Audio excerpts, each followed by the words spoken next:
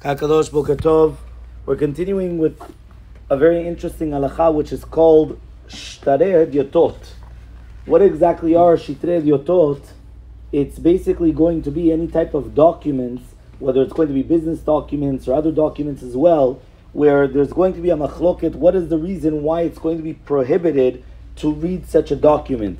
One of the reasons which are brought down, whether it's going to be the Rosh and others, is because of mitzvot tzechah. As we already said, that there has to be you're not going to be reading whether it's going to be mundane things, and therefore you have what's called mitzvot tzechah v'dabed davar, that we should only be doing things which is going to be things of Shabbat. The other reason of the Rambam is gizra shema imchok.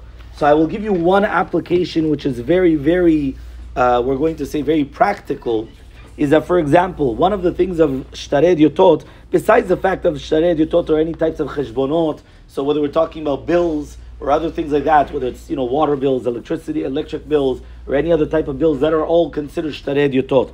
One of the gezerah of Shtarei Hadyotot was going to be reading, for example, a list. Right? We're going to have, whether it's a menu or we're going to have a list of people that we invited, right? An attendees list.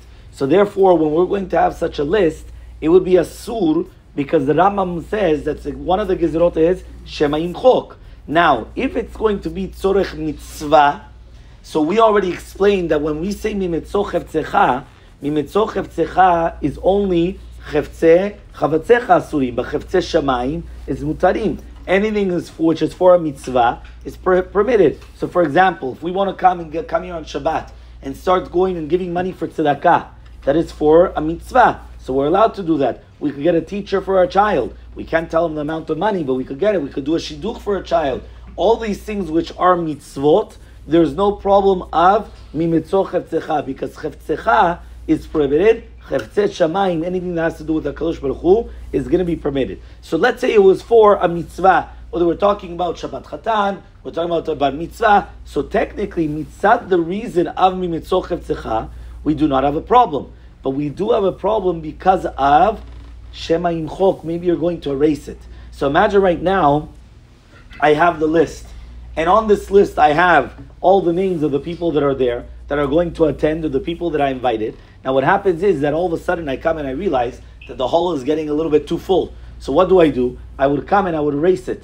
Now if I'm going to erase it, somebody's going to come, or they're going to go to the front door, right? They're going to say, okay, fine, right, this is my name. I'm sorry, you're not here, right? I apologize. What could we do? So therefore, because of that, there was an isur to read from a list of guests, just in case you're going to come and you're going to erase from that which is written there, right? Many times they used to give it to the person that was at the front door, and only if your name is on the list, you would be able to go in. If your name's not on the list, you wouldn't be able to go in.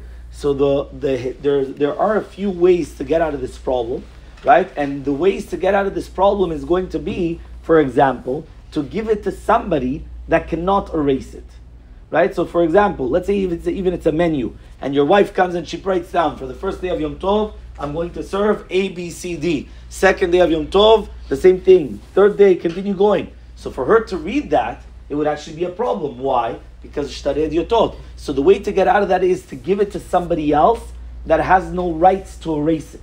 So if I'm going to give it to another guest, and this guest, he can decide now who's the inviting or disinviting. He has no rights over nothing. Now he comes and he starts reading from the list to me, so that would be permitted. That's one of the ways to permit that. Another way to permit it is going to be when you have two people reading it together. Why? Because when you have two people reading it together, right, just in case this guy will come and he's going to start wanting to erase it, the other guy is going to remind him. He's going to say, hey, where are you going? It's Shabbat. Right? You can't start erasing things. So therefore, because of that, if it's going to be two people together, right, it would be permitted. Or something very similar, a shomer. A shomer means somebody that's watching you, making sure that you're not going to do the isur.